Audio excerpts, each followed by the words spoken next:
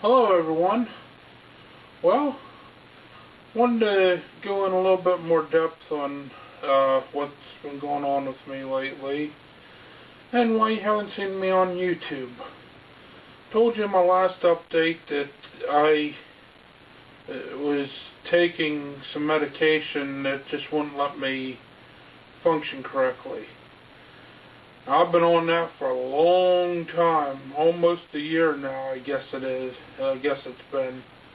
It's a combination of medications, really. All has to deal with stroke symptoms. Mostly controlling the spasms in my left arm and the extra movement and whatnot. Also, pain management. So, I'm taking Keppra right now, and actually the doctor just told me a couple days ago he's going to take me off of Keppra. He originally thought I was having little mini seizures in my brain, but it turns out that was ruled out the other day whenever I went in and I got some tests done to rule out me having another stroke, because I was having some problems with my left foot just dropping like this, and it would trip me and I would almost fall sometimes.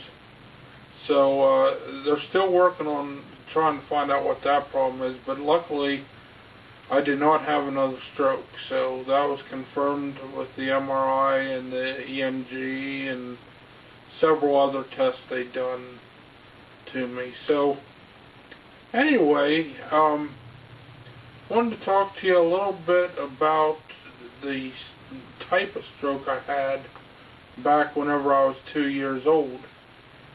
I don't know if I've ever actually mentioned the type of stroke I had. I know I've talked about the stroke and about what it's done to me and everything, but I wanted to talk to you a little bit about the stroke. The stroke I had is called an ischemic stroke, specifically a right hemispheric ischemic stroke. So basically the stroke happened on about right in through here, from what I can gather from the doctor. And it affects my left side. I have a sensation or a byproduct of the stroke called alien arm syndrome. I've had that ever since I had stroke whenever I was 2 years old. And essentially what alien arm syndrome is I have no control over the arm whatsoever. It is always moving around. That's why I get Botox shots. The Botox actually controls the spasms and all the extra movement. It temporarily kills the nerve endings in the arm, or wherever it's injected. So as you can see right now, the arm is rather quiet. That's unusual. Normally the arm is all over the place, and the fingers are a lot of times just pulsating like this. So anyways, I know I mentioned on my previous update that I am a web administrator of several websites. One of those websites is called stroke.recovery. That's a website that I built specifically to talk about strokes. And it's basically a place where you go and you learn about the different types of strokes, what they can do to you, how different strokes affect you different ways. On if the stroke happened on the right side of your body, what you could expect to have, what kind of side effects you could expect to have, and the same on the left-hand side, what side effects you could expect to have. I also have a blog there that I go in and I talk about, basically like I'm doing now. I talk about how